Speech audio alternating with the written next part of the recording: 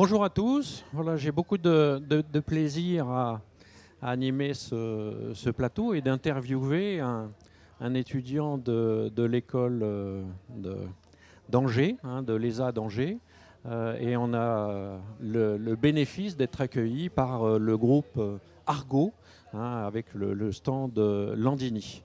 Voilà, donc un jeune, et on va voir toute sa motivation. Les agriculteurs ont du cœur, c'est peut-être un lapsus en disant finalement aussi les jeunes ont du cœur. Alors est-ce que Maxime, vous pouvez nous expliquer quel est un peu le... Voilà, vous êtes futur ingénieur, mais en même temps toute la partie durabilité, la partie l'engagement solidaire, comment vous vous impliquez? Donc tout d'abord, bonjour à tous et puis merci de m'avoir accueilli ici sur ce plateau. Nous, en tant que futurs ingénieurs agronomes et futurs acteurs de l'alimentation, c'est vrai que la solidarité, c'est quelque chose qui nous touche particulièrement et la solidarité alimentaire encore plus. On a la chance pour certains d'entre nous de manger à notre faim, de manger convenablement et de ne pas avoir de soucis de précarité alimentaire. Et on est conscient que ce n'est pas le cas de tous nos camarades. Donc en tant que futur ingénieur, voilà, on n'a pas la possibilité de changer les choses ou de révolutionner le système. Mais nous, à notre échelle, on s'est dit que ça pouvait être très intéressant pour nos collègues qui n'ont pas cette chance-là, de pouvoir les aider en faisant une collecte alimentaire. Donc on a fait sur 3 semaines au mois de mars pour pouvoir les aider dans leur précarité alimentaire. D'accord. Un engagement, finalement. Alors, est-ce qu'un ingénieur, finalement, alimentaire, doit être engagé, selon vous? C'est des sujets qui se recoupent, c'est sûr, tout à fait.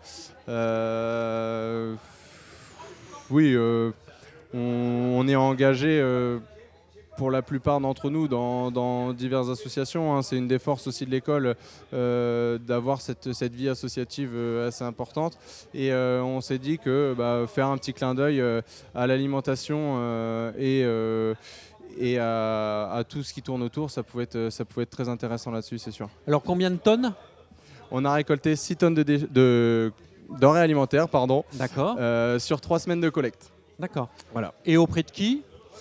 Alors, on a démarché les supermarchés d'Angers. Voilà, c'est ce qui était à notre portée. On a été les voir, on a été voir les directeurs, on leur a dit voilà, on veut faire une collecte alimentaire pour les étudiants en précarité. On a juste besoin de se poster à l'entrée et sortie des magasins, de présenter la campagne qu'on est en train de faire aux consommateurs.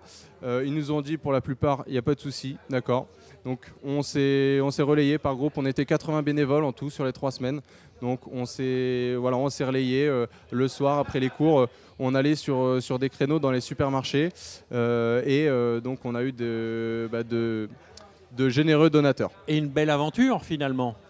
Tout à fait. C'est ce qui a fait la force aussi de cette campagne. C'est qu'on était tous unis autour de cette belle cause. Voilà, au départ, c'est un petit groupe d'étudiants assez motivés sur le sujet qui s'est lancé. Et puis, au fur et à mesure du temps, le fait d'en parler aux copains, ça a fait monter une prise de conscience chez les autres. Et ça a permis à tout le monde de monter un petit groupe et puis d'être fier à la fin de ce qu'on a fait parce que c'est une très belle cause. Donc, finalement, ingénieur, c'est quoi? C'est de l'implication, maîtrise technique, saupoudrer un peu d'engagement. Oui, tout à fait. Et puis, il y a aussi la solidarité qui tourne derrière. C'est vrai que, comme je l'ai dit tout à l'heure, nous, on est ingénieurs agronomes. Donc, l'alimentation, c'est un petit peu un sujet qui nous touche à cœur. Donc, oui, forcément, ça se recoupe. Il n'y a pas que de la technique dans la formation, ça, c'est sûr. Et un outil de gestion d'équipe ou de pilotage d'équipe, de ce qu'on appelle un peu le management avec une raison d'être sur un projet commun. Tout à fait. Voilà, il y avait cette envie de vouloir aider les gens, aider les jeunes. Parce que ça peut être des gens qui font partie de nos groupes de copains, on n'a pas forcément conscience de ces problèmes de précarité. Ils ne vont pas forcément le dire non plus, donc il y a une certaine discrétion. Voilà, et puis sans doute que parmi les 80 bénévoles, il y avait des gens qui étaient pas forcément qui mangent pas forcément toujours à leur faim. Oui. Et donc derrière, il y a cette part de vouloir aider les autres et on l'a fait très volontairement.